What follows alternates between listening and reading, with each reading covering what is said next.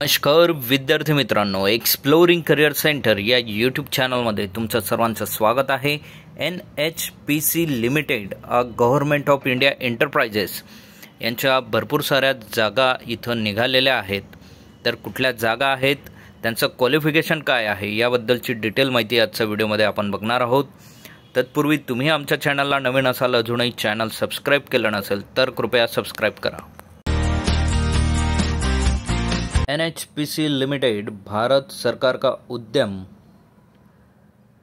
तर यांची discover your passion, shape your career with us, recruitment of a trainee engineer training officer through GATE 2023 core for NHPC limited and its joint venture NHDC limited.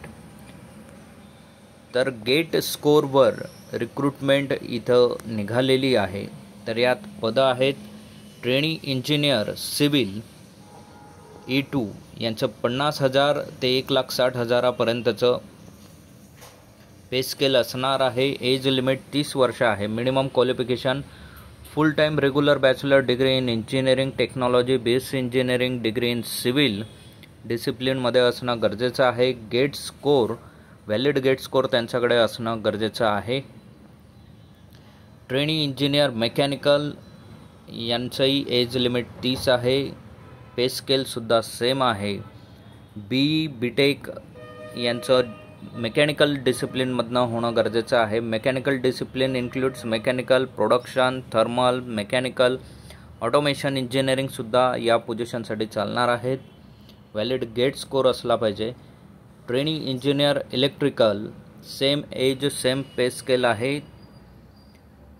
यातही degree BTech in electrical डिसिप्लिनमध्ये असणं गरजेचं आहे। यात electrical and electronics, power system, high voltage, power engineering या डिग्रीसुद्धा include आहेत।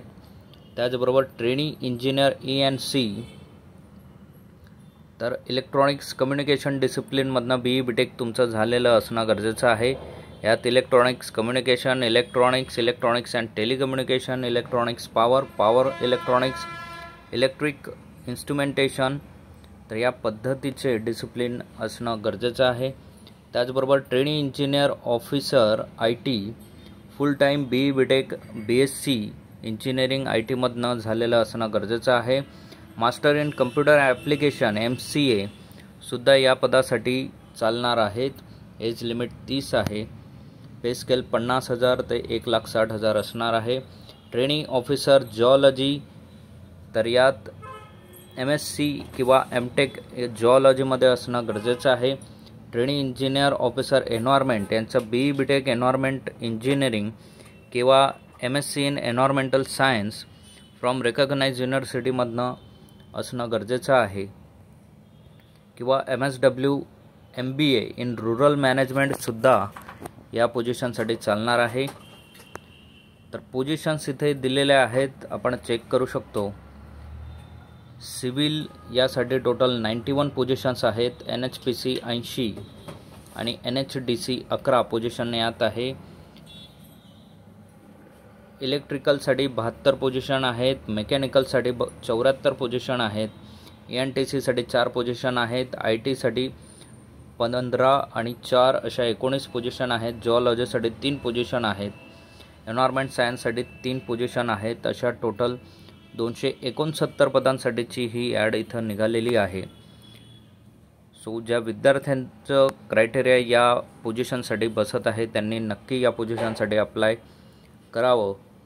Apply करण्यासाठी NHPC या वेबसाईटला जाऊन www.nhpcindia.com या वेबसाईटला जाऊन तुम्ही फॉर्म फिलअप करायचा आहे।